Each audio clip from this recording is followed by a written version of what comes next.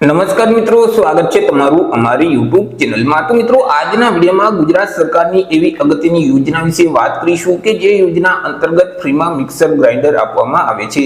તો કઈ આ યોજના છે, યોજનાનો લાભ કોને કોને મળવાપાત્ર થશે, યોજનાનો લાભ મેળવવા માટે અરજી કઈ જગ્યાએ કરવાની રહેશે, આ તમામ પ્રકારની માહિતી આજે આપણે એક જ વિડીયોમાં મેળવી લેશું। પરંતુ તે પહેલા વિડીયો ગમે તો લાઈક અને શેર કરી દેજો, ચેનલમાં નવા હોય તો ચેનલને સબસ્ક્રાઇબ કરી દેજો। તો ચાલો મિત્રો, વિડીયોની શરૂઆત કરીએ।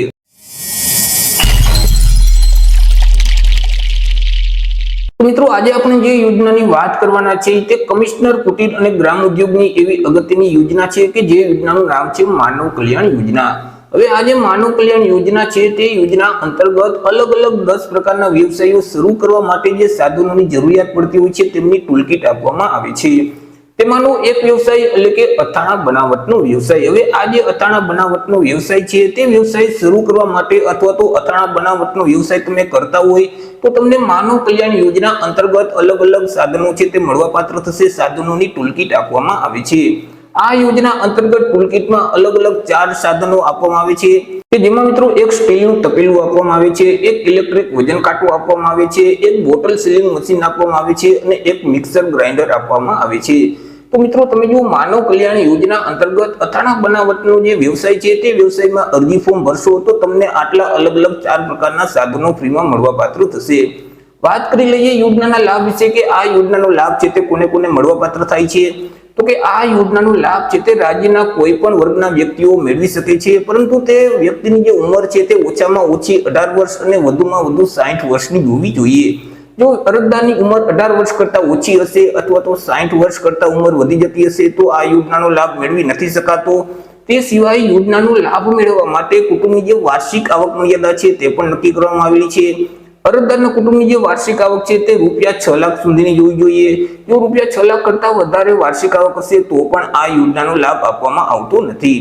મિત્રો, આ જે યોજના છે માનવ કલ્યાણ યોજના, તે યોજનાનો લાભ આજીવનમાં કુટુંબમાંથી કોઈ પણ એક જ વ્યક્તિને આપવામાં આવે છે। જો કુટુંબમાંથી અગાઉ ક્યારેય આ યોજનાનો લાભ કોઈ પણ વ્યક્તિએ મેળવેલ હશે તો બીજા કોઈ પણ સભ્યને આ યોજનાનો લાભ આપવામાં આવતો નથી। વાત કરી લઈએ અરજી ફોર્મ વિશે કે આ યોજનાનો લાભ મેળવવા માટે અરજી કઈ જગ્યાએ કરવાની રહેશે। તો કે હાલ મિત્રો વર્ષ 2025-26 માટે આ યોજનામાં ઓનલાઈન અરજી ફોર્મ શરૂ કરી દેવામાં આવેલા છે। જે ઈ કુટીરનું પોર્ટલ છે ekutir.gujarat.gov.in નામની જે વેબસાઇટ છે તે વેબસાઇટ ઉપર જઈ તમારે ઓનલાઈન અરજી કરવાની રહેશે। ડોક્યુમેન્ટ વિશે વાત કરીએ કે ક્યાં ક્યાં ડોક્યુમેન્ટની જરૂર પડશે તો કે અરજદારનું આધાર કાર્ડ છે, રેશન કાર્ડ છે, રહેઠાણનો કોઈ પણ એક પુરાવો છે, જન્મનો કોઈ પણ એક પુરાવો છે, ત્યાર પછી સેલ્ફ ડિક્લેરેશન ફોર્મ છે, જાતિનો દાખલો છે, આવકનો દાખલો છે, ત્યાર પછી ઈ શ્રમ કાર્ડ છે।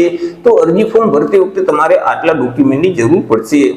તો આવી રીતે મિત્રો, કમિશનર કુટીર અને ગ્રામ ઉદ્યોગ વિભાગની અગત્યની યોજના કહી શકાય માનવ કલ્યાણ યોજના, કે જે યોજના અંતર્ગત તમારે અથાણા બનાવટનો વ્યવસાય શરૂ કરવો હોય અથવા તો વ્યવસાય કરતા હોય તો તમે આ યોજનામાં અરજી ફોર્મ ભરશો અથાણા બનાવટના વ્યવસાયમાં તો તમને અલગ અલગ 4 પ્રકારના સાધનોની ટૂલકીટ મળવાપાત્ર થશે।